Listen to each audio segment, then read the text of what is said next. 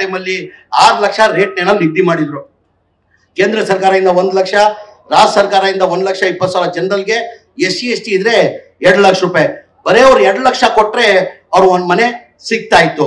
ಆಮೇಲೆ 2017 ಏನೋ ಗುದ್ಲಿ ಪೂಜೆ ಮಾಡಿಬಿಟ್ಟು ಎಲ್ಲ ಮಾಡಿದ್ರು. ಅದಾದ್ಮೇಲೆ 2018 ಸಮ್ಮಿಶ್ರ ಸರ್ಕಾರ ಬಂತು, 2019 BJP ಸರ್ಕಾರ ಬಂತು. ಅದೇನಿದ್ ಕೋವಿಡ್ ಬಂದಿದ್ದ ತಡಕ್ಕೆ ಡಿಲೇ ಆಯ್ತು. ಡಿಲೇ ಆಗಿದ್ದ ಕಾರಣಕ್ಕೆ 2021 ಮನೆ ಬಸವರಾಜ ಬೊಮ್ಮಾಯಿ ಅವರು ಮುಖ್ಯಮಂತ್ರಿ ಆಗಿದ್ರಣ್ಣ. ಆ ಟೈಮಲ್ಲಿ ತಿರ್ಗಾ ರಿವ್ಯೂ ಮಾಡಿ ಇವ್ರು ಚೆನ್ನೈ ಸರ್ ಹೇಳ್ದಂಗೆ ಎಷ್ಟೆಷ್ಟು ದಿನ ಜಾಸ್ತಿ ಆಗ್ತಾ ಇರ್ತದೆ ಹಂಗೆಲ್ಲ ರೇಟ್ಗಳು ಜಾಸ್ತಿ ಆಗ್ತದೆ. ಸಿಮೆಂಟ್ ರೇಟ್ ಇರ್ಲಿ, ಕಂಬಿ ರೇಟ್ ಇರ್ಲಿ, ಎಲ್ಲ ಪೆಟ್ರೋಲ್ ರೇಟ್ ಇರ್ಲಿ ಜಾಸ್ತಿ ಆಗ್ತದೆ. ಆಟೋಮೆಟಿಕ್ ಆ ಮನೆ ಕಟ್ಟೋದ್ ಕಾಸ್ಟ್ನು ಜಾಸ್ತಿ ಆಗ್ತದೆ. ಆ ಟೈಮಲ್ಲಿ ಅವ್ರು ರಿವ್ಯೂ ಮೀಟಿಂಗ್ ಮಾಡಿ ಏನ್ 6 ಲಕ್ಷ ಇದ್ದಿದ್ದು ಅವರು 10,60,000 ಮಾಡಿ 60,000 GST ಮಾಡಿ 11,20,000 ಮಾಡಿದ್ರು. ಅವಾಗ ಬಡವರು ಎಷ್ಟು ಕಟ್ಬೇಕಾಗ್ತದೆ? 3 ಲಕ್ಷ ಹೋದ್ರೆ 7 ಲಕ್ಷ ಚಿಲ್ಲರೆ ಕಟ್ಬೇಕಾಗ್ತದೆ. ಮನೆ ಸಿದ್ದರಾಮಯ್ಯ ಅವರು ಮುಖ್ಯಮಂತ್ರಿ ಆದ್ಮೇಲೆ, ಈ ನಮ್ಮ ಸರ್ಕಾರ ಬಂದಾದ್ಮೇಲೆ ತಿರ್ಗಾ ನಾನು ಹೇಳಿಲ್ಲ, ಬೆಂಗಳೂರು ಸಿಟಿ MLAಗಳು ಬಹಳ ಜನ ಹೋಗಿ ಸಿದ್ದರಾಮಯ್ಯ ಮನೆ ಮುಖ್ಯಮಂತ್ರಿ ಕೇಳ್ಕೊಂಡ್ರಂತೆ, ಸರ್ ತಾವ್ ಇರುವಾಗನೇ ಜಾಸ್ತಿ ಬೆಂಗಳೂರು ಸಿಟಿಯಲ್ಲಿ ತಮ್ಗೆಲ್ಲ ಗೊತ್ತಿದ್ದಂಗೆ BJP ಅವರೇ MLA ಜಾಸ್ತಿ ಇರೋದು. ನಾವು ಕಾಂಗ್ರೆಸ್ ಅವರು 28 9 ಇದ್ರೆ ಮಿಕ್ಕಿದೆಲ್ಲ ಬಿಜೆಪಿ ಇರೋದು. 19 ಜನನೋ 18 ಜನ BJP ಅವರು ಇದ್ದಾರೆ. ಬಹಳ ಜನ BJP MLAಗಳು ಕೇಳ್ಕೊಂಡ್ರಂತೆ, ಸರ್ ಹಿಂದಿನ ಸರ್ಕಾರದಲ್ಲಿ ತಾವೇ ಬಡವ್ರಿಗಂತ ಹೇಳ್ಬಿಟ್ಟು 1 lakh ಹೌಸಿಂಗ್ ಸ್ಕೀಮ್ ತಂದಿದ್ರು. ಅವಾಗ ಬಡವ್ರು ಬರೀ 2 ಲಕ್ಷ ಕಟ್ಬೇಕಾಗಿತ್ತು, ಈಗ 6-7 ಲಕ್ಷ ಕಟ್ಬೇಕಾಗ್ತದೆ. ಬಹಳ ಕಷ್ಟ, ತೊಂದರೆ ಆಗ್ತದೆ, ಏನಾರ ಮಾಡಿ ಕಡಿಮೆ ಮಾಡಿ ಅಂದಿದ್ದಕ್ಕೆ ನಾನು ಹೇಳಿಲ್ಲ.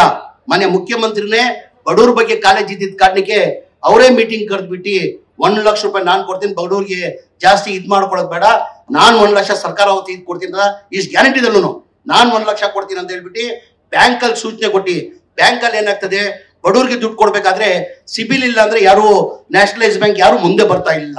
ಏನಕ್ಕಂದ್ರೆ ಅವ್ರು ಸಿಬಿಲ್ ಸಿಗ್ತಾ ಇಲ್ಲ. ಅವ್ರು ಯಾವ್ದಾರ ಒಂದು ವೆಹಿಕಲ್ ತಗೊಂಡಿರ್ತಾರೆ, ಮತ್ತೊಂದು ತಗೊಂಡಿರ್ತಾರೆ, ಅವ್ರು ಡಿಫಾಲ್ಟರ್ ಆಗಿರ್ತಾರೆ.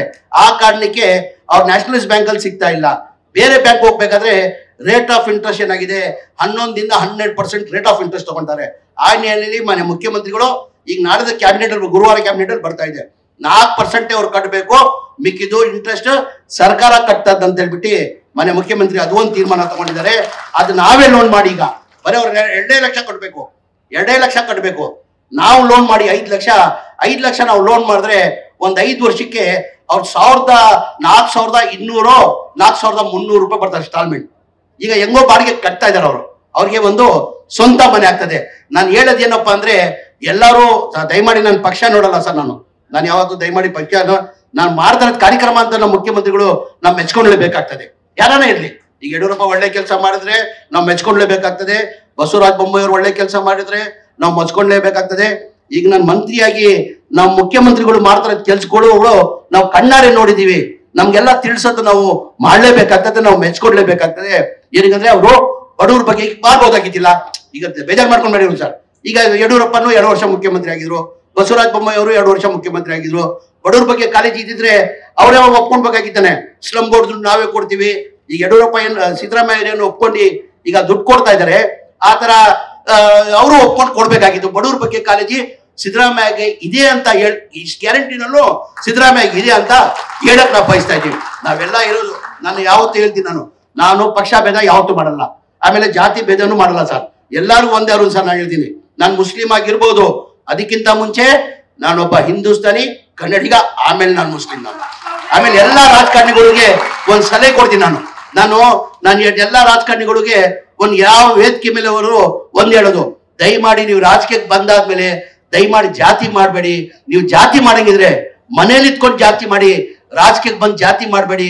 ಕಾರಣ ಏನಕ್ಕಂದ್ರೆ ನಾವು ರಾಜಕಾರಣಿಗಳಿಗೆ ಲಕ್ಷಾಂತರ ಜನ ಎಲ್ಲಾ ಸಮಾಜದವರ್ಗವರು ನಮ್ಮನ್ನ ನಂಬಿರ್ತಾರೆ. ನಾವು ಜಾತಿ ಮಾಡಕ್ ಹೋದ್ರೆ ದೇವ್ರು ನಮ್ ಶ್ರಮಿಸ್ತಾನ.